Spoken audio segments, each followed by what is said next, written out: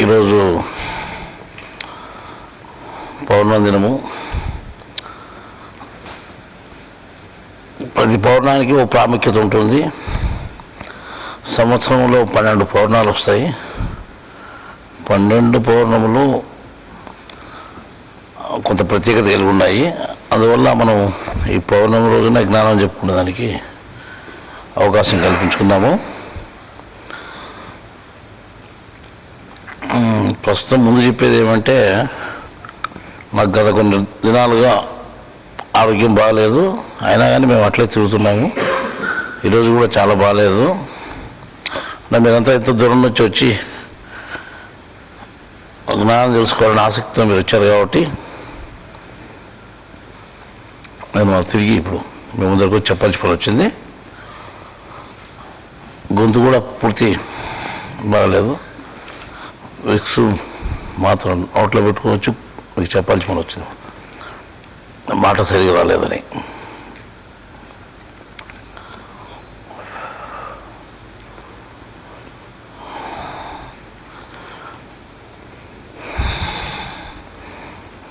పోయిన మీటింగ్లో కూడా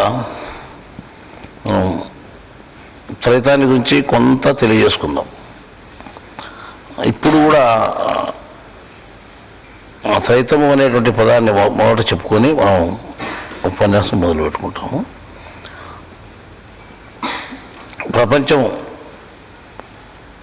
మొత్తం విశ్వమంతా, అంటే విశ్వము అంటే 2 భాగాలుగా విభజించుకోవచ్చు. ఒకటి ప్రపంచమని, 2 జగతి అని. జగతి అంటే ప్రాణంతో కూడుకున్నటువంటిది. ప్రపంచం అంటే 5 మహాభూతాలతో కూడుకున్నటువంటిది. ప్రకృతి భాగాలు 5తో కూడుకున్నటువంటిదని ప్రపంచం అంటాం. ఆ ప్రపంచంలో జగతి అంటే ప్రాణంతో కూడుకున్నటువంటి సచ్చి పుట్టేటువంటి జీవరాశులు ఉన్నాయి కాబట్టి వాటిని అంతా కలుపుకొని విశ్వం అంటున్నాం. విశ్వంలో 2 భాగాలు ఉన్నాయి. ఈ జగతి ఎట్లా ఉంది అంటే అండము, పిండము, బ్రహ్మాండము అనే లెక్కలో ఉంది అని చెప్పారు. సరే, మొట్టమొదటి ఏం చెప్పారంటే అండము అనేది అంటే మొదలుపెట్టి చెప్పారు. అండము, పిండము అన్నప్పుడు అండం అనేది మొదటిది. అండం అనే దాన్ని మొట్టమొదటి సృష్టిలో అండం అనే దాన్ని మనం తీసుకుంటే గుడ్డు నుంచి సృష్టి జరిగింది అని చెప్తారు. అంటే దాని పదం ముందు పెట్టారు. అది సరే, ఆ గుడ్డును మనం తీసుకుంటే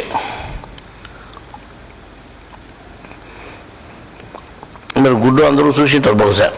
అండం అంటాం తెలుగు. దాంట్లో పైన పెంకు ఉంటుంది. పెంకు తీసేస్తే తెల్ల సొన ఒకటి ఉంటుంది. తెల్ల సొన తీసేసి చూస్తే మధ్యలో పచ్చ సొన ఒకటి ఉంటుంది. 3 ఉంటాయి అన్నమాట. ఇది త్రైత సిద్ధాంతానికి గుర్తు. పిండం అనేది కూడా అంతే. పిండం అంటే ప్రాణం పోసుకున్నటువంటి శరీరాన్ని పిండం అంటాం మనం. ఆ ప్రాణం పోసుకోకముందు అది కూడా 3 భాగాలుగా ఉంది. ఏదైతే ఇది పైన పెంకు, తర్వాత తెల్ల సొన, పచ్చ సొన, ఏ విధంగా 3 భాగాలుగా విభజించబడిందో ఆ రకంగా చర్మము, కండలు, ఎముకలు అని 3 భాగాలుగా ఉన్నాయన్నమాట. శరీరం పిండం, అది ఏ పిండమన్నా కావచ్చు, ఆ రకంగానే ఉంటుంది. అంటే సృష్టి అంతా త్రైత సిద్ధాంతాన్ని ఆధారం చేసుకొని, త్రైతాన్ని ఆధారం చేసుకొని, 3 భాగాల్ని ఆధారం చేసుకొని, ఈ 3 భాగాలుగానే ఉంది ప్రపంచం అంతా చూపిస్తూ ఈ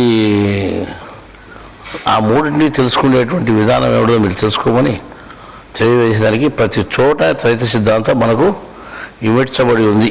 కానీ త్రైత సిద్ధాంతం ఇంతవరకు ఎక్కడ మనం బయటికి రాలేదు, మనం తెలుసుకోలేదు. ఈరోజు త్రైత సిద్ధాంతం మనకు బయటకు వచ్చిందంటే మనం ఎంతో అదృష్టవంతులము. కానీ ఈ త్రైత సిద్ధాంతం ఇక్కడ తప్ప ఇంకెక్కడ చెప్పడం లేదు. మాట వరుసకు కూడా త్రైతం అనేటువంటి మాట లేదు.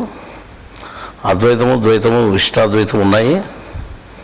త్రైతం ఇక్కడి నుంచే ప్రారంభమైంది. ఏదైనా కానీ ఒక మార్పు అంటే ఇప్పుడు ఇది ప్రారంభమైంది కాబట్టి ఇక్కడి నుంచి ఒక మార్పు వస్తుంది. ఈ మార్పు వచ్చినప్పుడల్లా ఒక గుర్తింపు ఉంటుందన్నమాట. అది ప్రత్యేకమైన గుర్తింపు ఉండేటట్టుగానే మార్పు ఉంటుంది ఏదైనా కానీ. మేము 1950 సంవత్సరంలో మేము పుట్టాము. ఇప్పటికి 58 అయిపోతుంది. రేపు ఏప్రిల్ 59 వచ్చేస్తుంది అన్నమాట. మళ్ళా ఏప్రిల్ 5కు 60 వస్తుంది. షష్ఠి అని ఒక పదం పెట్టి షష్ఠి పూర్తి అని పెద్దలు ఒక పదం పెట్టారు. అంటే 60 సంవత్సరాలు పూర్తి అయినట్టు, అంటే 60 పూర్తి అయినట్టు ఏదైనా కానీ. అంటే మన ఆయుష్లో 60 సంవత్సరాలు పూర్తి అయితే దాంట్లో కొంత మార్పు రావాలంట మనిషికి. షష్ఠి పూర్తి అయింది అని నువ్వు మేల్కొని అప్పుడైనా మనిషి మార్పు తెచ్చుకోగల. ఇంతవరకు నిద్రపోతున్నా కానీ ఇప్పుడైనా మేల్కో అని. అంటే నిద్రపోతే ఎవరు లేం కదా, అంత మేల్కొన్నాం కదా అనుకోవచ్చు. అంటే ప్రపంచ విషయాలు లగ్నం అయిపోయి దైవుని విషయంలో మీరు నిద్రపోతున్నారు, మీరు ఇప్పుడైనా మీరు మేల్కోండి అని ఆ షష్ఠి పూర్తి అయింది అని అక్కడి నుంచి నువ్వు కొత్త జన్మ ఎత్తినట్టు తయారు కావాలా అని పెద్దలు చెప్పారు. షష్ఠితో కొత్త జన్మ ఎత్తినట్లే నువ్వు తయారు కావాలని పెద్దలు చెప్పారు. కానీ ఆ షష్ఠి పూర్తిని చాలామంది గుర్తించలేదు. కొంతమంది గుర్తించిన వేడుకగా చేసుకుంటున్నారు. మేము ఇంతకాలం బతికినాము అనేది ధీమాతో చేసుకుంటున్నారు. ధనికులుగా ఉన్నటువంటి వాళ్ళు వినోదంగా పండుగగా చేసుకుంటున్నారు. తప్ప జ్ఞానాన్ని గురించి తెలుసుకోవడం లేదు. జ్ఞానాన్ని తెలుసుకోవాలనేటువంటి ఆలోచన కూడా షష్ఠి పూర్తిలో వాళ్ళకి రావడం లేదు. సరే, ప్రపంచం ఎట్లున్నా కానీ మనం ఏం చేయాలా అంటే షష్ఠి అంటే 60 మొదలయ్యేతలకి ఏం చేయాలా అంటే మార్పు రావాలా. అంటే మనలో ఏం మార్పు రావాలి? ఇంతవరకు మనం అజ్ఞానంలో ఉండి ఇప్పుడు నుండి జ్ఞానంలోకి పోవాలా అనే మార్పు రావాలన్నా అని అంటే లేదు. ఇంతవరకు మనం మేల్కొని ఉన్నాము, అంతేదో జ్ఞానంలో ఉన్నాము. ఇంతవరకు అజ్ఞానంలో లేము, మనం జ్ఞానంలో ఉన్నాం. కానీ దీంట్లో ఇంకా ఉత్తేజంగా ముందుకు పోవాలని మనం చెప్పుకుంటున్నాం. అర్థమైందా? అంటే మీకు షష్ఠి పూర్తి ఉన్నప్పుడు మీరేమనుకుంటారు, కానీ మాకు షష్ఠి అయ్యేతలకి ఒక కొత్త మార్పు రావాలని మేము అనుకుంటాం. అంటే మేము మార్పు రావాలంటే ఏం చేస్తామంటే 10 మందికి జ్ఞానాన్ని పంచేయాలని ఇంతవరకు పనిచేస్తున్నాం. కొత్తగా ఏమి చేసేదంటూ ఏమి మిగలలేదు. చేసేదంతా చేస్తున్నాం. కానీ మన షష్ఠి పూర్తిలో ప్రత్యేకత రావాలి కదా. మనం ఏం చేయాలో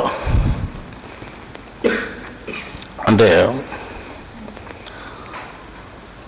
మనం మార్పు అనేది ఒకటి రావాలని చెప్పాం కదా. షష్ఠి అంటేనే 60 అని. 60 అంటే మార్పు అని అర్థం. అర్థమైందా? మనం 60కి మార్పుకు సంబంధం ఉన్నప్పుడు మనలో ఏ మార్పు రావాలా అంటే ఎవరికి అంటే షష్ఠి పూర్తి అయిన షష్ఠి అయ్యే ముందర ఏం కావాలి? మనం 60 ఈతలకే మారాల. మన 20 ఈతలకి ఉన్న విధానం ఎట్లా మార్చుకోవాలా? నేను ఇంతవరకు జ్ఞానం చెప్తానంటే ఇప్పటి నుండి జ్ఞానం చెప్పనని చెప్పాలా? లేకపోతే ఇంకా మంచిగా చెప్తానని చెప్పాలా? మంచిగా చెప్తానని చెప్పేదానికి ఇదే మంచిది, ఇంకో మంచిది ఏం లేదు. ప్రతి సిద్ధాంతాన్ని తెలియబడింది, ముఖ్యమైన జ్ఞానం అని తెలియబడింది. ఇంతవరకు చెప్పినంత గొప్ప జ్ఞానమే, తక్కువ జ్ఞానం ఏం లేదు. ఇంకా మనం ఏం చేయాలా అని ఒక ప్రశ్న వేసుకుంటే మార్పుకు కొంత విధాన ఆలోచన చేస్తే మీకు అంటే రేపు ఉగాది అంటే మాకు 69 58 అయిపోయి 69లోకి ఎంటర్ అవుతాం. 69 ఎంటర్ అయితే అప్పుడు మేమేం చేయాలంటే హుషారు పడాలి. 59 అయిపోతే 60 వచ్చేదానికి హుషారు పడాలన్నమాట. 60కి వచ్చేదానికి మార్పు రావాలా. ఆ మార్పు ఏం తేవాలా అంటే మనము పుట్టినందుకు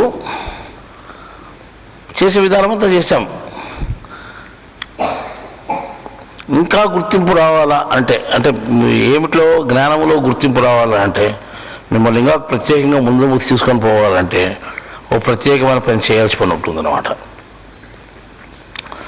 సరే, ఇంతవరకు అంటే మేము చేసిన కృషి మాకు సంతృప్తిగానే ఉంది, కానీ మా వరకు సంతృప్తి ఉంది. మీరు ఎంతవరకు దీన్ని అనుసరించారు, ఎంతవరకు మీరు దీన్ని తెలుసుకోగలిగినారు, ఎంతవరకు దీన్ని ఉపయోగించుకున్నారు, ఎంతవరకు మీరు బాగుపడినారు దీని ద్వారా అని లెక్కేస్తే ఏదో కొంతమంది దీన్ని అర్థం చేసుకోగలిగారు. విన్న వాళ్ళందరూ అర్థం చేసుకోలేదు. విన్న వాళ్ళంతా వినేంతవరకు అర్థం చేసుకునేది, దాని ఆచరణకు తీసుకొని రాలేదు, అనుభవానికి తీసుకొని రావడం లేదు. అనుభవానికి వచ్చేదలికే వేరుగా మారిపోతున్నారు అన్నమాట. అది అంటే మాకు అసంతృప్తి కాదు, కానీ ఒక లెక్కలో మీకే అసంతృప్తి. ఎందుకంటే మా పనిలో మేము కరెక్ట్గా మేము పోతున్నాం కాబట్టి, ప్రతి చోట ఎరుకుగా ఉన్నాం కాబట్టి మాకు తృప్తే. మీరు ఇంకా తెలుసుకోవాల్సిన విధానము ఉంది, మీరు సరిగా తెలుసుకోలేదు అనేది ఒక విధానం, ఒక విషయం తప్పితే అన్ని రకాలుగా బాగానే ఉంది. సరే, వాళ్ళను తెలుసుకోనే వదిలిపెట్టేస్తాం. ఎందుకంటే ఎటు తిరిగి మాయా ప్రభావంలో వాళ్ళు పడిపోతున్నారు. ఇంతకుముందు గత నెలలో మనం పోయిన నెలలో పాదరసాన్ని గురించి చెప్పుకున్నాం. పాదరసము చేతికి దొరకదు, ఇష్టం వచ్చినట్టు పోతుంది. అది బంగారం అంటుకుంటుందంట. అది మిగతా వస్తువులు పెద్దగా అంటుకోదు, కానీ బాగా ఏరు కోరి బంగారాన్ని అంటుకుంటుందంట. అట్లాగనే కొంత జ్ఞానంలోకి వచ్చినటువంటి వాళ్ళ మీదికే ఇది బాగా శ్రద్ధ చూపి వాళ్ళనే అంటుకొని, అంటే పాదరసాన్ని మాయగా చెప్పాం కదా మేము, వాళ్ళ మాయలో ముంచేస్తుంది అని చెప్పాం. మళ్ళీ దానికి విరుగుడు ఏమి అంటే, బంగారం అంటుకున్నటువంటి పాదరసాన్ని వదిలించాలంటే వేడి చేస్తే పోతుంది అని చెప్పాం. అగ్ని తీసుకొని వేడి చేస్తే పోతుంది, అది వదిలిపోతుంది, లేదా వదలదు అని చెప్పాం. ఏ ప్రక్రియ ద్వారా వదలదు. అది అగ్నికి దగ్గరగా తీసుకొని పోతే దాని వేడికి ఇది పక్కకు పోతుంది అన్నమాట, వదిలిపోతుందండి. అలా జ్ఞానం అనేటువంటి అగ్నిని మీ తల దగ్గరికి చేర్చుకుంటే అక్కడ పాదరసం అనేటువంటి మాయ మిమ్మల్ని వదిలిపోతుంది అని చెప్పాం. కానీ పాదరసం అనేటువంటి మాయ మిమ్మల్ని తగులుకుంటున్నది, కానీ అది వదిలిపోయేటువంటి విధానం అంటే అగ్నికి దగ్గరగా వస్తే కదా వదిలిపోయేది. అగ్నికి దగ్గరగా రావడం లేదు. సరే, ఎవరు శ్రద్ధ వాళ్ళది, మేమేం చేసేదానికి లేదు. అంటే మేము మా వరకు మేము ఏం చేస్తున్నాము అనేది చూసుకొని మేము చేస్తూ పోతుంటాం. మీరు తెలుసుకోలేనప్పుడు, దాన్ని అర్థం చేసుకోలేనప్పుడు, తిరిగి పుట్టినప్పటి నుండి ఏ విధంగా ప్రవర్తిస్తున్నారో ఆ విధంగానే ప్రవర్తించినప్పుడు వీళ్ళు అర్థం చేసుకోలేదంటాం, కానీ ఇంకా దండిలే మేము కొంతవరకు తెలియజేస్తాం. ఇది పంచ పద్ధతి కాదు, మీరు జ్ఞానం తెలుసుకోండి అని. ఎంత దండించినా కానీ దాన్ని అర్థం చేసుకోలేని పరిస్థితుల్లో ఉంటే మనిషిని వాడిని వదిలేయాల్సిందే. అటువంటి పరిస్థితి ఉందన్నమాట. సరే, తెలుసుకునే వాళ్ళ పరిస్థితి ఏమి? కొంత తెలుసుకునే వాళ్ళు ఉన్నారు. వాళ్ళ పరిస్థితి అంటే వాళ్ళు ఇంకా ముందుకు పోయేదానికి అవకాశం కల్పిస్తున్నాం. ముందుకు పోయేదానికి అవకాశం ఏం కల్పిస్తున్నాము అంటే, రేపు ఉగాది పండగకు అంటే మీకు ఒక కొత్త క్యాలెండర్ ఒకటి వస్తుంది మీకు. అంటే త్రైత సిద్ధాంతము అనేటువంటి పేరుతో ఒక క్యాలెండర్ వస్తుంది. ఆ క్యాలెండర్లో ఇప్పుడు సండే మండేలు ఏ విధంగా ఉన్నాయో, అంటే ఆది సోమ మంగళ బుధ గురు శుక్రవారాలు ఏ విధంగా ఉన్నాయో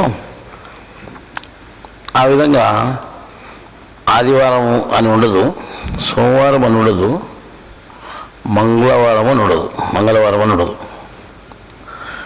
అది ప్రత్యేకించి సూర్యుని దినము, చంద్రుడి దినము, కుజుని దినము, బుధుని దినము,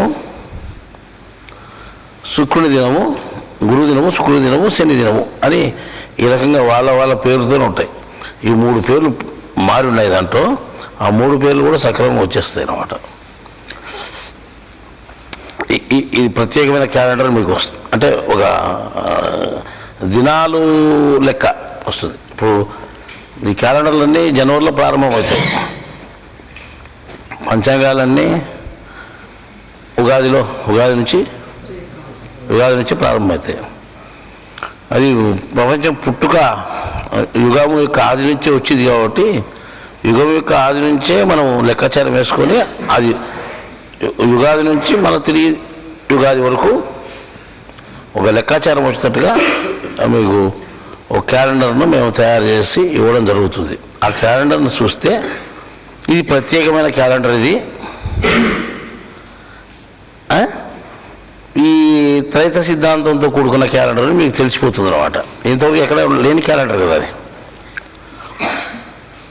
తర్వాత మార్పు అన్నప్పుడు మార్పు మనలో వస్తుంది చెప్పాము, మనలో తెచ్చుకోవాలని చెప్పాము.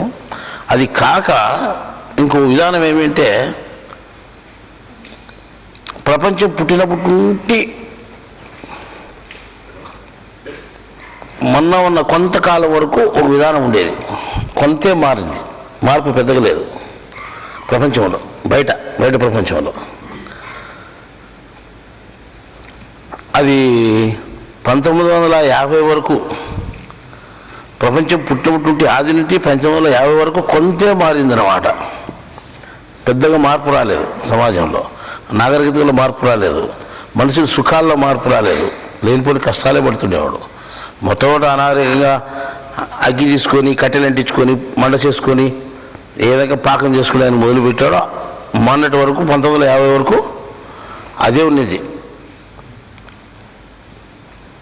కట్టెలు అంటించుకొని వంట వండుకునే వాళ్ళమే ఉన్నాం మనం. 50 సంవత్సరాలు తర్వాత పుట్టిన వాళ్ళకి తెలియదు కానీ, అంటే ఈ మధ్యన పుట్టిన వాళ్ళకి తెలియదు కానీ కొంత వయసు ఉన్న వాళ్ళకు మీకు అర్థమవుతుంటుంది. 60 వరకు కొంత స్లోగా మారింది, 60 నుండి 70 వరకు కొంత స్పీడ్ ఎక్కి మారింది ప్రపంచం. 70 నుంచి 80 వరకు ఇంకా కొంత స్పీడ్ ఎక్కింది, 80 నుంచి 90 వరకు ఇంకా వేగంగా మారింది,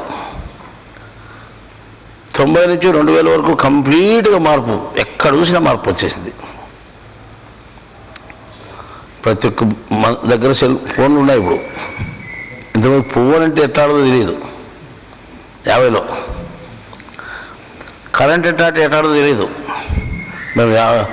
మేము చిన్న వయసులో కూడా, అంటే 55, 56 సంవత్సరాల్లో కూడా, 1955, 56 సంవత్సరాల్లో ఇట్లా రోడ్డు అంటే పోతే ఒక రాతి స్తంభాలు పెట్టి మంచి కంటే కొద్దిగా ఎత్తుగా 8 అడుగులు స్తంభం, 7 అడుగులు ఉంటుంది, 8 అడుగులు ఉండదు. ఆ 7 అడుగుల స్తంభం 7 అడుగులు ఉండదు, 6 అడుగులు మంచి చేయంత వరకు, 6.5, 7 అడుగులు. ఆ స్తంభం మీద ఒక దీపం పెట్టేవాళ్ళు, అద్దాలు పెట్టి ఒకటి ఆ దీపం పెట్టి ఆ అద్దం మూసేవాళ్ళు. అంటే కిరోసిన్ దీపం, కిరసనాయిల దీపం పెట్టేవాళ్ళు. అది వీధి లైటు, ఇప్పుడు కదా స్ట్రీట్ లైట్లు ఎత్తున్నాయో అది వీధి లైట్గా ఉండేది. అది అక్కడ ఒకటి యాంతపురం రోడ్ టర్నింగ్లో ఒకటి ఉండేది. ఆ దగ్గర కచేరీ దగ్గర ఒకటి ఉండేది, మున్సిపల్ ఆఫీస్ దగ్గర ఒకటి ఉండేది, ఆ ముల్లాంపుల దగ్గర ఒకటి ఉండేది. 4 ఉండేవి, అవి కూడా ఎక్కువ లేవు. ఆ దీపం కూడా అక్కడ ఒక బాడ దూరం వెలిగే కానీ ఇంకంతకంటే దూరం ఉండదు. అటువంటి పరిస్థితి నుంచి ఇప్పటికి ఎంత మార్పు వచ్చిందంటే సమాజంలో ఎంతో మార్పు వచ్చేసింది. బయట ప్రపంచంలో కంప్యూటర్లు యుగం అయిపోయింది. ప్రతి మనిషికి రవాణా సౌకర్యం ఏర్పడింది, సమాచార సౌకర్యం ఏర్పడింది, సుఖాలు ఎన్ని కావాల్సింటే అన్ని తయారైపోయినాయి. ఏ విధానం కావాల్సింటే ఆ విధానంగా ఉంది అన్నమాట. సంగీతమా గొప్పగా ఉంది, దృశ్యాలా గొప్ప దృశ్యాలు ఉన్నాయి, చిత్రాలు ఉన్నాయి, మంచి చిత్రాలు ఉన్నాయి. మంచి సినిమాలు వచ్చిందా, ఎంతో వినోదాన్ని కల్పిస్తున్నాయి కదా. వినోద రంగంలో అట్లా ఉంది, ప్రతి రంగంలోనూ అట్లా అభివృద్ధి సాధించింది అన్నమాట. ఈ రంగాలని ఎందుకు అభివృద్ధి చెందినాయి అంటే మనిషిని సుఖాల వైపు మళ్లించడానికి ఈ రంగాలని అభివృద్ధి అయినాయి. ఇంతకుముందు సుఖాలు లేవు. నేను చెప్తానులా, ఒక ఇంటికి పోతే మొత్తం పొగసూరు, ఇల్లంతా పొగసూరు నల్లగా ఉండేటి. వాళ్ళు ఊపి ఊపి ఊపి కళ్ళన్నీ ఎర్రగైపోయేటి. ఊపేదానికి గొట్టాలు ఉండేవి, పైపులు, ఊపిరి కొట్టమంటాను దాన్ని. ఇప్పుడు ఊపిరి కొట్టాలు లేవు అయిపోయే దగ్గర కూడా. సిటీ లేకపోతే పొయ్యిలు అసలు లేవు, బూడిద అసలు దొరకదు. ఆ రకంగా మారిపోయింది అనమాట. ఇంత స్పీడ్గా తయారైంది ఈ కాలము. ఎందుకు అట్లా తయారైంది అంటే మనిషిని సుఖాల వైపు పూర్తి మళ్లించింది. ఎక్కడైనా కూడా సుఖము, ఎక్కడైనా సుఖమే. ఇంతకుముందు చెప్పులు ఎవరికి ఎట్లా గట్ట చెప్పులు కుట్టేవాళ్ళు సపరేట్గా ఉండి వాళ్ళ దగ్గర పోయి బంగపోయి కుట్టించుకుంటే వాళ్ళు ఇప్పుడు చెప్తే నెలకో 10 నెలలకో అవి దొరకలే, వాటలు దొరకలే, తోలు దొరకలే అని చెప్పి ఎట్లా కుట్టేవాళ్ళు. వేసుకుంటే అవి బొబ్బలు పోయేటి, కాళ్ళు టైట్ అయ్యి, అంటే అవి వార్లు అంత రాపిడి పడుతుంది కదా. చెప్పు కొరికింది అంటాను దాన్ని. చెప్పు కొరికేది ఏమిటి అంటే చెప్పు ఎట్లా కొరకదు కదా అంటే రాపిడి పడి బొబ్బలు పోయి అది గాయాలైతే చెప్పు కొరికింది అనేవాళ్ళు. దాన్ని ఏం చేసేవాళ్ళంటే వీళ్ళు సముద్రంలో బాగా నానబెట్టి ఓ 3 రోజులు వేసుకునేవాళ్ళు. దూర ప్రయాణం చేసేది చెప్పులు వేసుకొని చాలా దూరం నడిచి బొబ్బలు పోతాయని, అంటే కాలు పైన బొబ్బలు పోతాయని రొంచేపు వేసుకునే, రొంచేపు తీసిపెట్టే, రొంచేపు అట్లా కొన్నాళ్ళు వేసుకున్నాక అప్పుడు బాగా మెత్తగైనాక అప్పుడు వేసుకునేవాళ్ళు. ఇప్పుడు ఎట్లా రకంగా చెప్పులు కావాలి దొరుకుతాయి, మెత్తని చెప్పులు దొరుకుతాయి ఇప్పుడు. ఈ రకంగా అన్ని టోటల్గా చెప్పాలంటే మనిషికి ప్రపంచంలో పూర్తి సౌకర్యం ఏర్పడింది.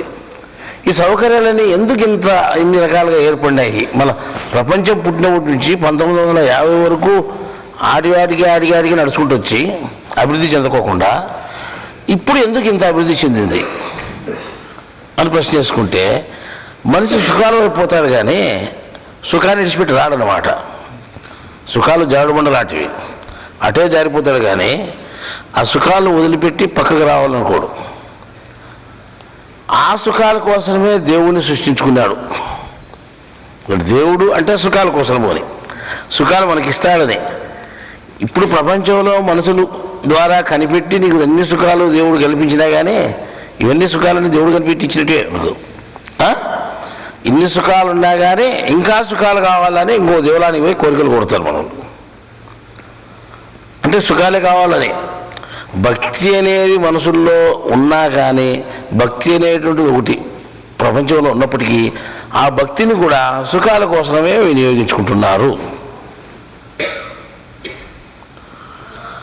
ఈ రకంగా సుఖమయమైపోయింది అన్నమాట ప్రతి ఒక్క చోట. సరే, స్వామీజీలు కొంతమంది భూమి మీద ఉండి ఏదైనా జ్ఞానం చెప్తున్నారంటే వాళ్ళు ఏం చెప్తారంటే వీటికి రాండి, ఇట్లా ఉండండి, మీరు ఇట్లుంటే మీకు ఏ సౌకర్యాలు కలుగుతాయి, ఏ సుఖాలైనా కలుగుతాయి. ఒక ఆయన సాయిబాబాను చెప్తారు, ఈ సాయిబాబాను మొక్కండి మీకు ఏం కావాల్సింటే అవి నెరవేరుతాయి. లేకపోతే ఓ దేవుని పెట్టి ఈ దేవుని మొక్కండి, ఈయన రిప్రజెంట్ లాగా ఆ దేవుని పరిచయం చేసి ఈయన ఇంత గొప్ప మహిమోడు, ఈయనకు మీరు పూజలు చేస్తుంటే ఆరాధిస్తుంటే మీకు ఏ కష్టాలు రావు, ఏమైనా వచ్చినా ఉన్నా కూడా అవి పోతాయి అని చెప్తాం. అంటే ఎటు తిరిగి సుఖాలే వానికి కావాల్సిన సుఖాలే వీళ్ళు సుఖాలు అందించేదానికి మార్గాలు చెప్తున్నారు. కానీ ఇవన్నీ అశాశ్వతమైనటువంటివి. ఈ సుఖాలను మీరు వదిలిపెట్టి దాని మీద ధ్యాస లేకుండా ఈ ప్రపంచానికంతా మూలశక్తి ఏదైతే ఉందో, ఈ ప్రపంచం అంతా ఎట్లయితే పుట్టిందో, ఈ ప్రపంచానికంతా ఆధారం ఏదైతే ఉందో దాన్ని తెలుసుకోండి అనేటువంటి ఇది రాలేదు. ఎక్కడ ఉపన్యాసాలు విన్నా దేవుడు అనేది, జ్ఞానం అనేది, ఆత్మ అనేది, పరమాత్మ అనేది, జీవాత్మని అన్ని మాటలు మాట్లాడతారు కానీ మళ్ళీ సుఖాలు వైపే చెప్తారు. సుఖాలకు ప్రపంచంలో అన్ని సుఖాలు ఉన్నాయి. సుఖాలు మీరు కోరొద్దండి. ఏ సుఖం కావాలో దేవుడు మీకు అందిస్తాడు. దేవునికి అన్నీ తెలుసు, నీకేం కావాలనేది. నీకేమి ఇవ్వకూడదని కూడా తెలుసు, ఏమి ఇవ్వాలని కూడా తెలుసు. ఏమి ఇవ్వకూడదు కాబట్టి అది ఇవ్వలేదు అసలు అని ఆ విధానం ఎవరు మనం జ్ఞాపకం చేసుకోవడం లేదు. అడిగితేనే ఇస్తాడు, అడగంది అమ్మాయినా భూ పెట్టదు అని చెప్తుంటారు.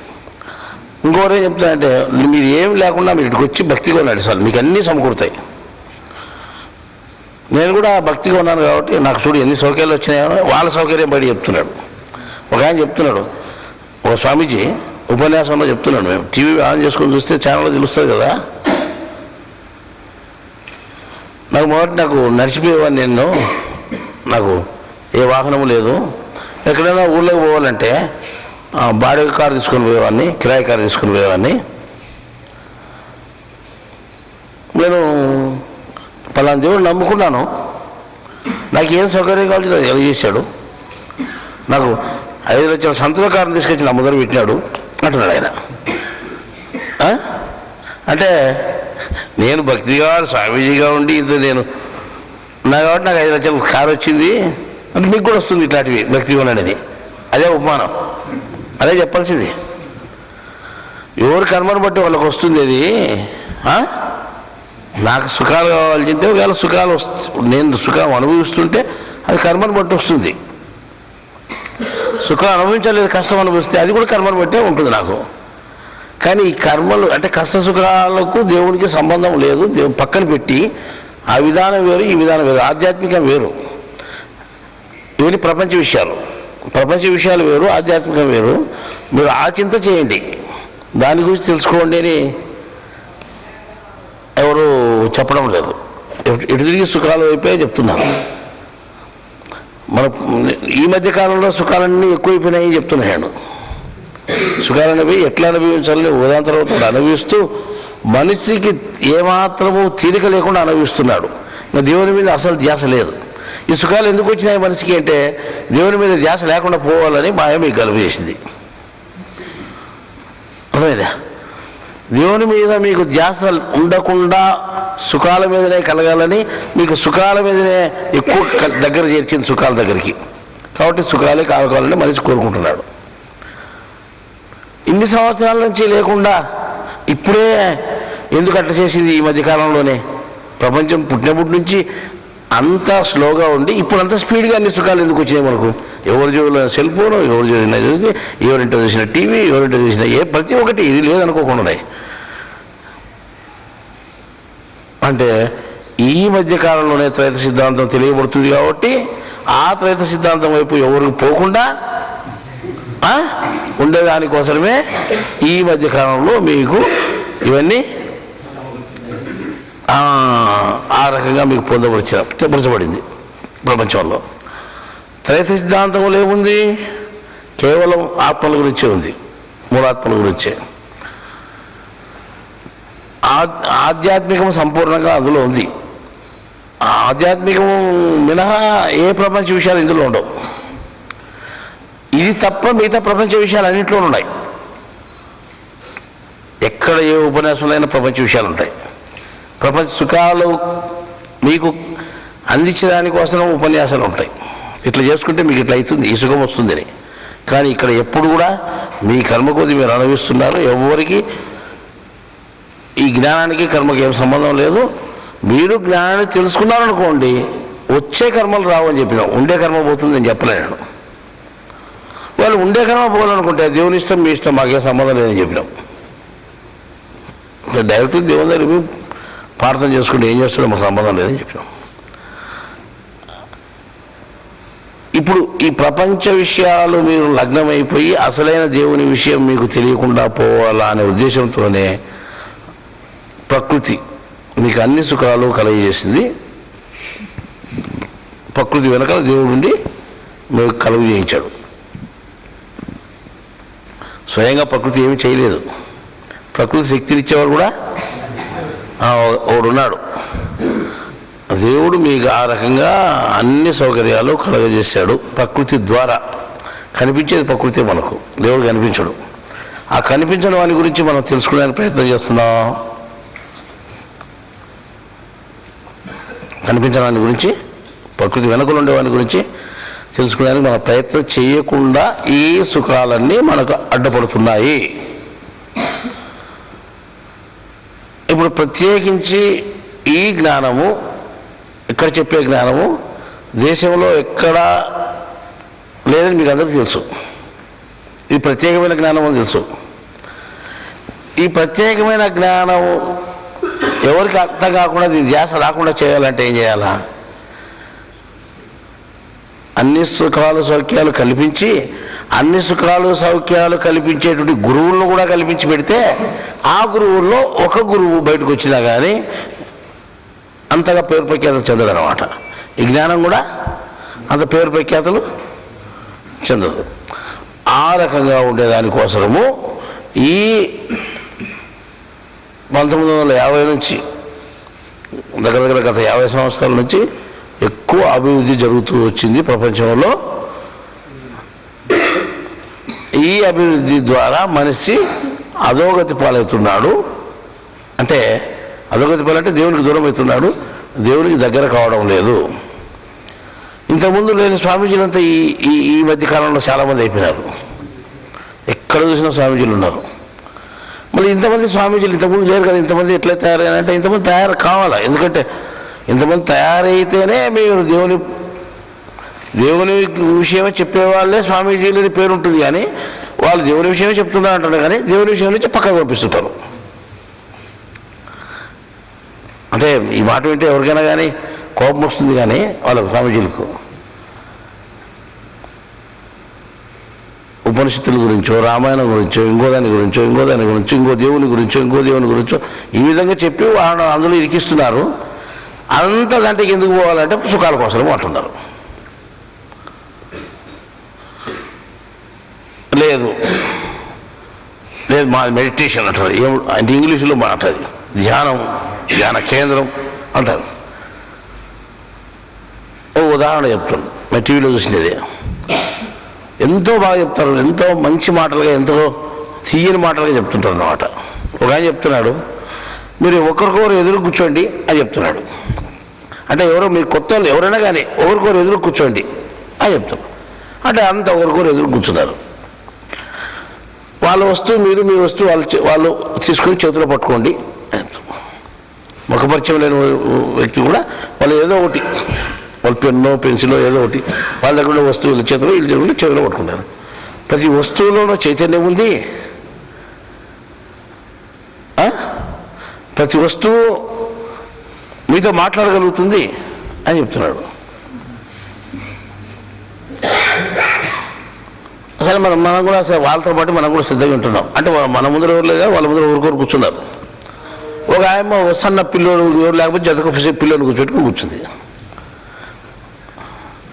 అంతా చూడండి, మీరు ఇప్పుడు దేహంగా మేము కాదు అనుకోండి, మేము చైతన్య స్వరూపం అనుకోండి, అంటే ఇవన్నీ బాటలు బాగానే ఉన్నాయి. మేము ఇది వదిలిపెట్టి దూరంగా పోతున్నాం అనుకోండి, అంటే శరీరం వదిలిపెట్టి సూక్ష్మ శరీరంతో మేము ఎదురుగా ఉండే వాళ్ళ ఇంటికి పోవాలనుకోండి, అంటే ఎదురుగా ఉండే వాళ్ళ ఇంట్లో అడుగుదో వాళ్ళ ఇంటికి పోయి మేము ఆ ఇంట్లో చూసి రావాలనుకోండి, మీకు కనిపిస్తుంది ఈ వస్తువు మిమ్మల్ని తీసుకొని పోతుంది వాళ్ళ ఇంటికి కరెక్ట్గా. వాళ్ళ వస్తువు మీ దగ్గర ఉంది కదా, ఆ వస్తువు మిమ్మల్ని కరెక్ట్గా తీసుకొని పోతుంది, దారి చూపుతుంది. మీరు చూడండి, సూక్ష్మ శరీరంతో పోతున్నారు మీరు సూక్ష్మ శరీరంతో. అక్కడ విన్నారు, మీరు చూస్తున్నారు, అక్కడ ఏమో గుర్తుపెట్టుకోండి. మళ్ళీ అది అవునా కాదని మీరు జ్ఞాపకం పెట్టుకుని రండి. ఇలా వింటున్నారు అంతా. మన సూక్ష్మ శరీరంతో పోతుంటే సూక్ష్మ శరీరం ఉత్తరు బయటికి పోతే మన లోపల రాదని మనకు తెలుసు. అయిపోయాడు చచ్చిపోయినట్టే.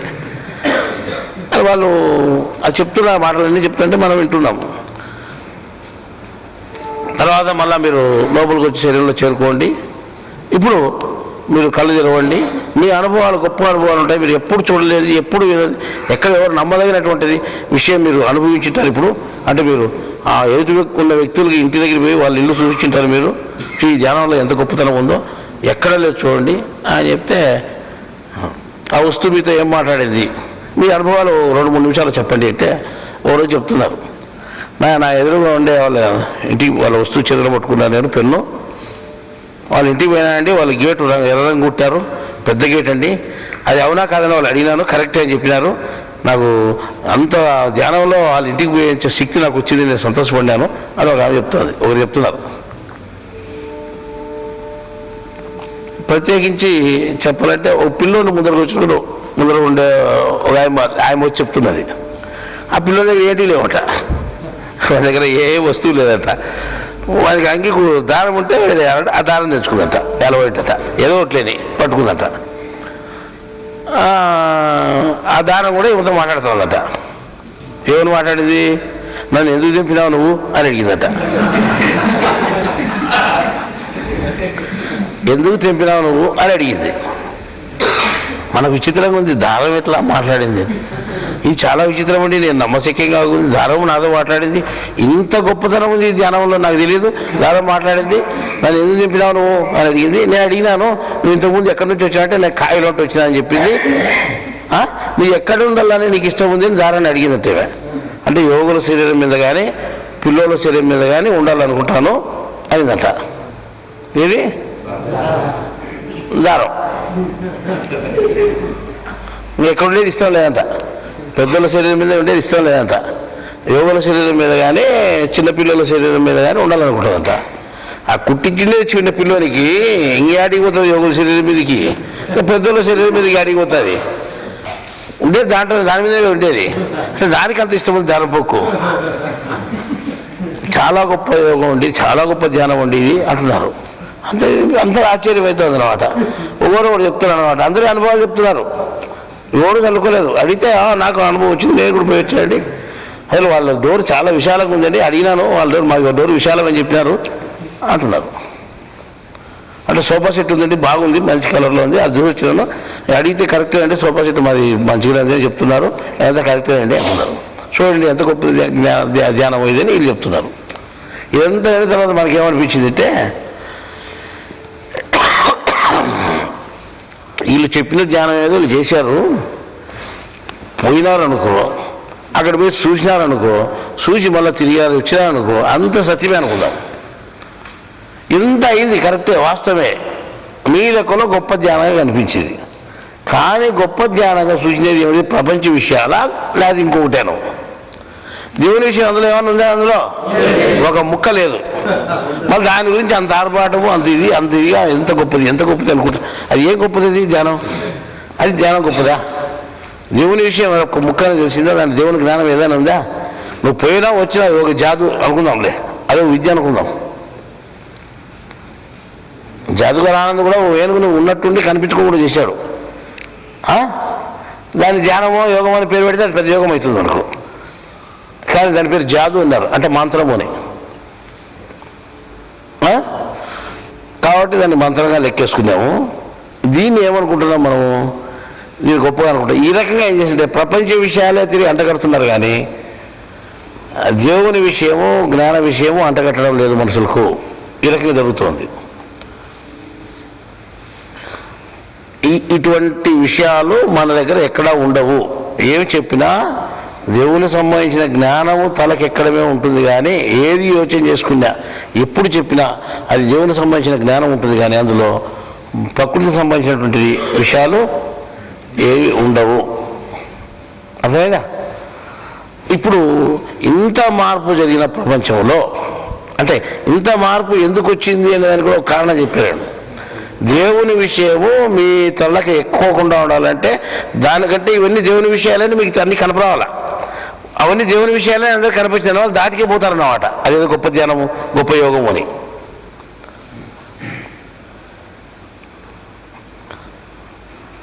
ఇంతకుముందు మహత్యాలు చేసే స్వాములు లేరు, కానీ ఇప్పుడు మహత్యాలు చేసే వాళ్ళు చాలామంది వచ్చారు, చాలామంది బాబాలు వచ్చారు, చాలా మహత్యాలు ఉన్నాయి. అది పోతేసారి మనం సాకారంలో వెళ్తాం.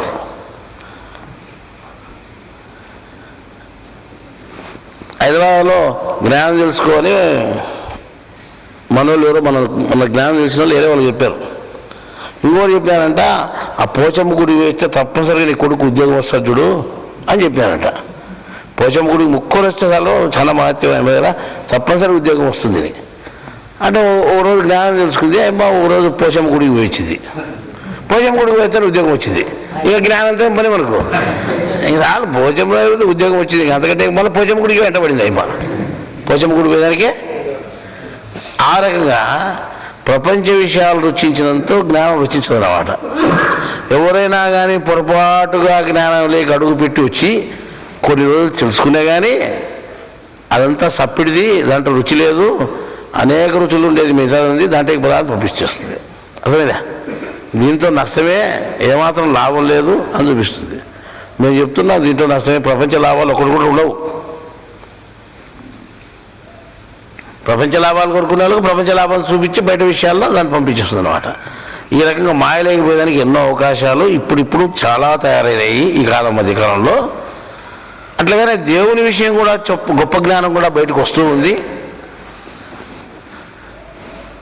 మీకు ఆ మార్పు తెలిసాలంటే ఒక క్యాలెండర్తో మొదలవుతుంది. అది మీకు క్యాలెండర్తో మొదలయ్యి ఈ త్రైత సిద్ధాంతము అనేది మొదలయ్యి అది ఆ త్రైత సిద్ధాంతంలో మామూలుగా శకం మొదలవుతుంది. త్రైత శకం అర్థమైందా? త్రైత శక అని మొదలయ్యి అక్కడి నుంచి ఇది ఫలాని సంవత్సరము, త్రైత శకంలో ఫలాని సంవత్సరము, ఫలాని నెల, ఫలాని దినము అనే వివరాలతో మొదలై మీకు వచ్చేస్తుందన్నమాట. ఇప్పుడు త్రైత శకం ఎవరైతే త్రైత సిద్ధాంతంలో ఉన్నారో వాళ్ళందరికీ త్రైత శకము వర్తిస్తుంది. ఈ మార్పు ఎప్పుడు వస్తుందంటే అది శకంతో మొదలవుతుంది. శకము అంటే ఏమనంటే భాగము అని, శకలాలు అంటారు. శకలాలు అంటే ముక్కలు, భాగాలు అని. శకం అంటే భాగం. ఇంతవరకు ఉండే భాగం అంతా వేరు, ఇక్కడున్న భాగం వేరు. ఇంతవరకు ఉండే భాగాలన్నీ వేరు, పక్కన ఉండేటివన్నీ. ఇక్కడ ఉండే భాగం అంతా వేరు. ఇది శకం, అర్థమైందా? ఈ త్రైత శకం. ఈ త్రైత శకంతో మొదలయ్యేటువంటి విధానం ఒకటి ఉంది. ఆ విధానమే త్రైత సిద్ధాంతము. ఆ త్రైత సిద్ధాంతంలోనే త్రైత శకం మొదలై మీకు త్రైత సిద్ధాంతం అహర్నిశలో జ్ఞాపకం ఉండేటట్టుగా మీకు యుగాదితోనే ప్రారంభమై ఇస్తాం అన్నమాట. అప్పటికి మీకు ఆ యుగాదితో ప్రారంభమైనటువంటి ఇది ఎప్పటికి అంత్యమవుతుంది? మాకు 60వ సంవత్సరం పూర్తి అయ్యేతలకే అది మీకు అది మీ వద్ద ఉంటుంది. అది మీరు దాన్ని పరిచయం అయింటారు. అంటే మాకు 60 సంవత్సరాల వయసులకే మీకు త్రైత శకాన్ని అంటగట్టినాం అనే పేరు మేము తెచ్చుకోవాలి. అర్థమైందా? ఇప్పుడు 58 అయిపోయి 59లోకి వస్తాం మేము. 59లోనే మేము ఉగాది పండుగ కూడా వచ్చేది. అర్థమైందా? యుగాది దగ్గరగా ఉన్నాం మేము కూడా. యుగాది 59లో స్టార్ట్ అవుతుంది. 59లోనే త్రైత శకం ప్రారంభిస్తే 60 కల్లా మీకు అందరికీ తెలిసిపోవాలి త్రైత శకం. ఆ రకంగా త్రైత శకము అనేది ప్రారంభమవుతుంది అని మీకు ఈరోజు ప్రకటించి చెప్పడం జరుగుతూ ఉంది. అర్థమైందా?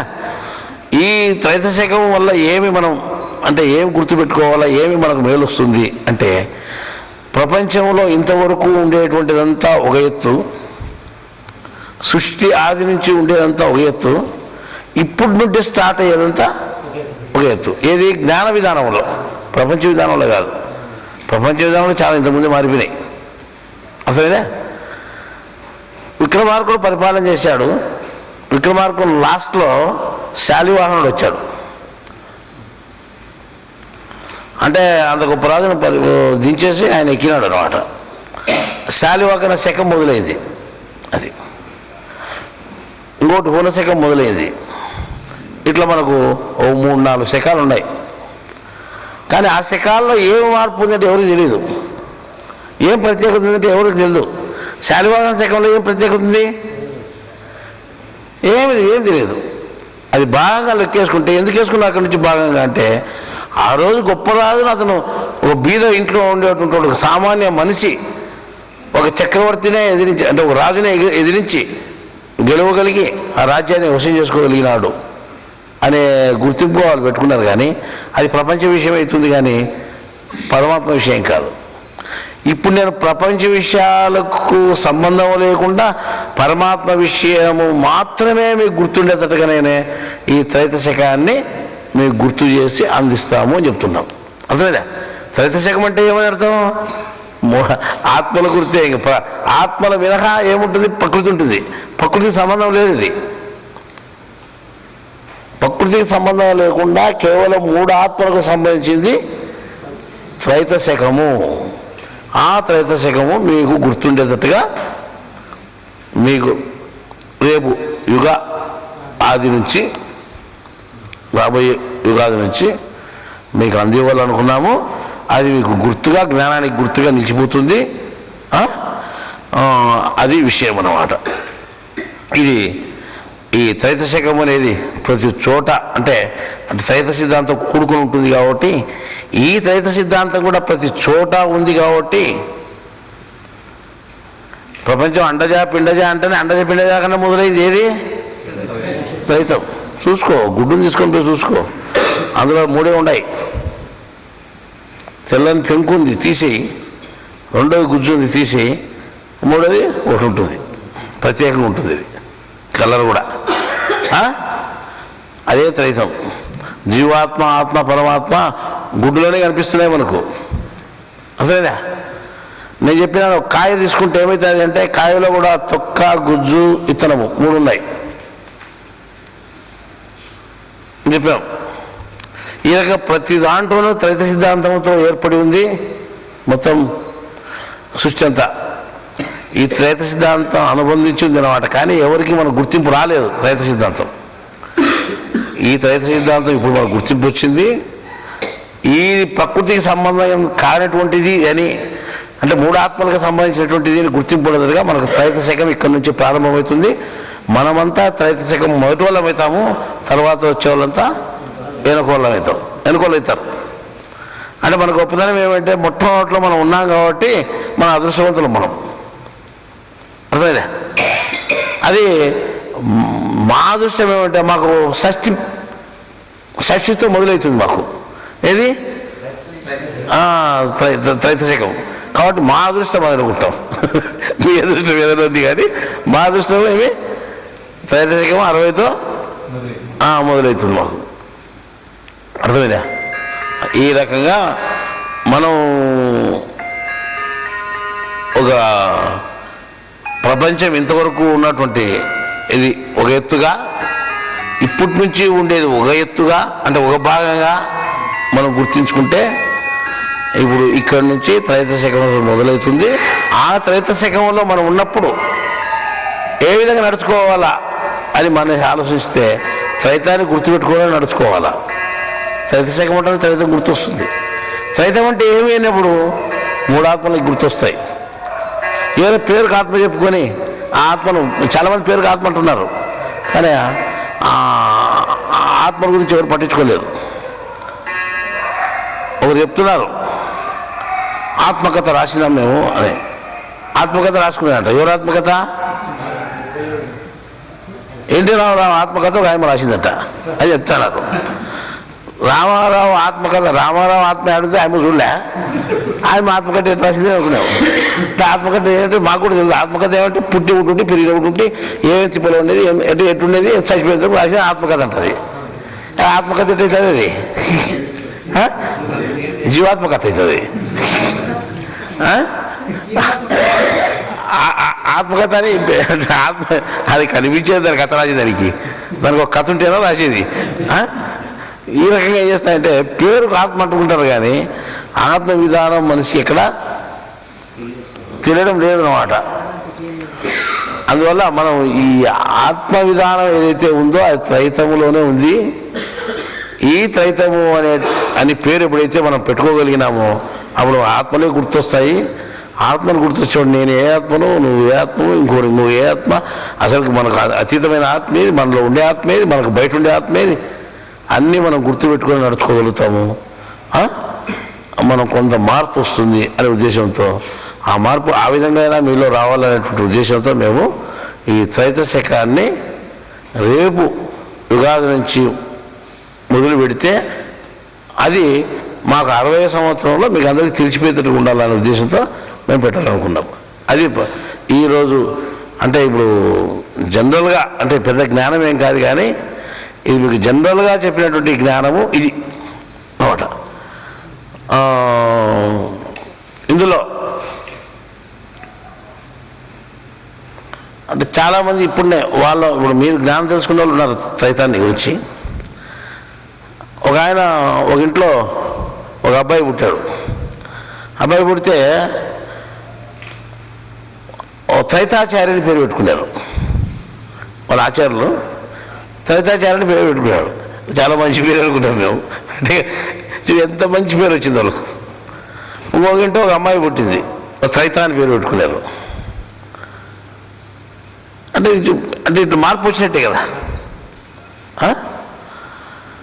ఇంట్లో ఇద్దరు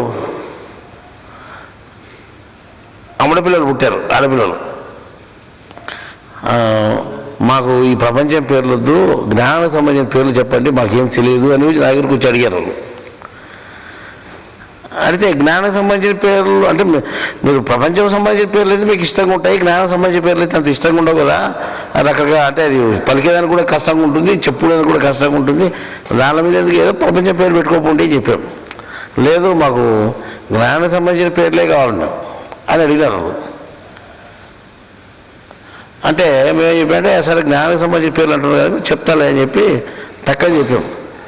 శశిరేఖ చంద్రరేఖ అని పెట్టుకోకుండా, రేఖ అంటే గీత, గీత అంటే గీతే కదా, శశి అంటే చంద్రుడు, శశిరేఖ అంటే చంద్రుని రేఖ, చంద్రరేఖ అంటే ఎట్లా చంద్రరేఖే అంతే కదా. అంటే జ్ఞానానికి సంబంధించినటువంటి చంద్రుడు కాబట్టి అదే పేరుతో శశిరేఖ చంద్రరేఖ అని పేరు పెట్టాం ఇద్దరికి, ఇద్దరు అమ్మడి పిల్లలకు. చాలా పేర్లు బాగుంటాయి, పలికేదానికి బాగున్నాయి, వినేదానికి కూడా బాగున్నాయని వినేవాళ్ళు.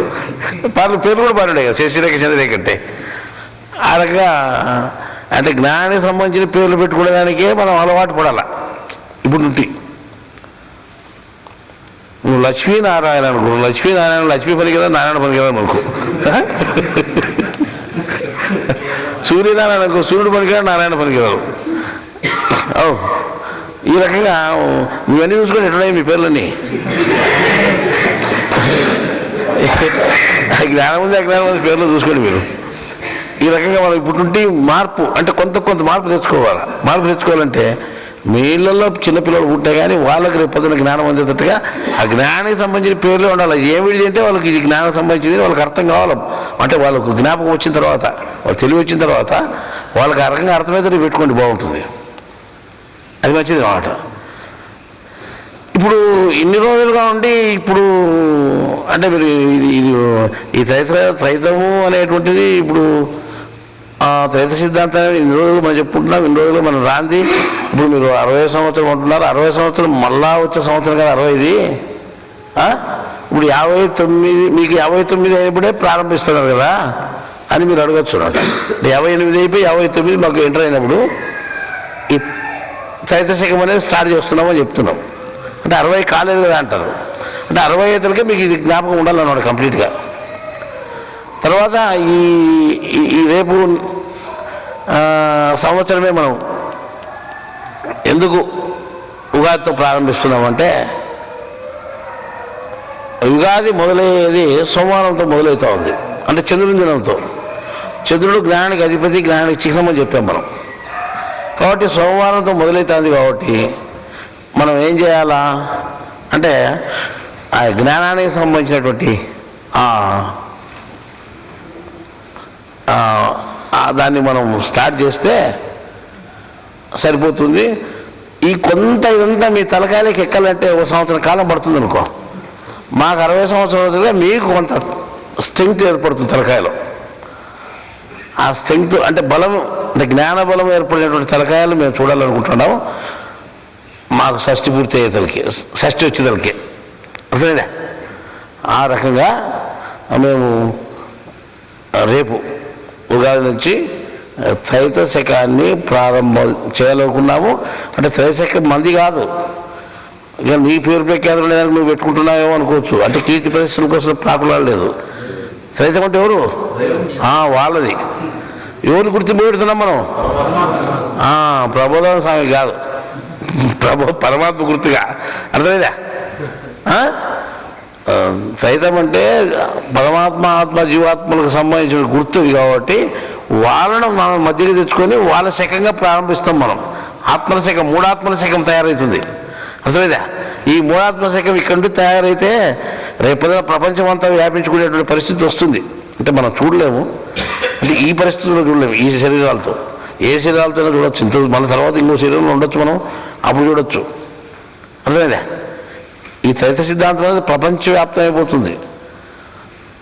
ఒక సంఘం కాదు, హిందూ మతంలో ఒక సంఘాన్ని కాదు మార్చేది, అన్ని సంఘాలు మార్చేసి ఇతర మతాల్లో కూడా చుచ్చుకొని పోయి ఇతర మతాలు కూడా మార్చేస్తుంది అన్నమాట.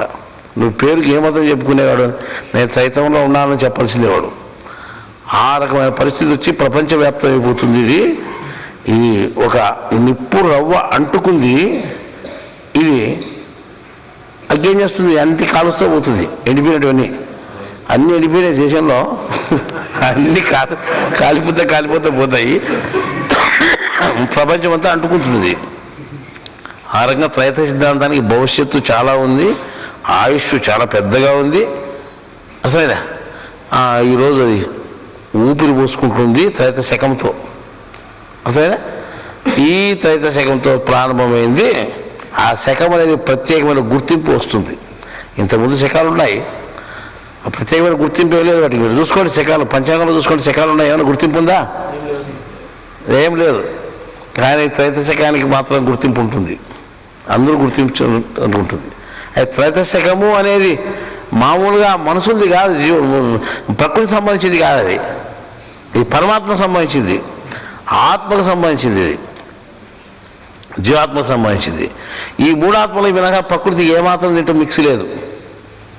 అంతేగా త్రైతంలో ప్రకృతి ఎక్కడన్నదా లేదు, నాలుగోది ప్రకృతి అవుతుంది. ఒకటి ఇది దేవునికి సంబంధించిన శకం కాబట్టి ఇది చాలా భవిష్యత్తు ఉంది. ఇక్కడ నుండి స్టార్ట్ అవుతుందని చెప్తున్నాం. సార్ నాకు కూడా ఆరోగ్యం బాగాలేదు, ఇంతటితో ముగిస్తాం. మంచిది.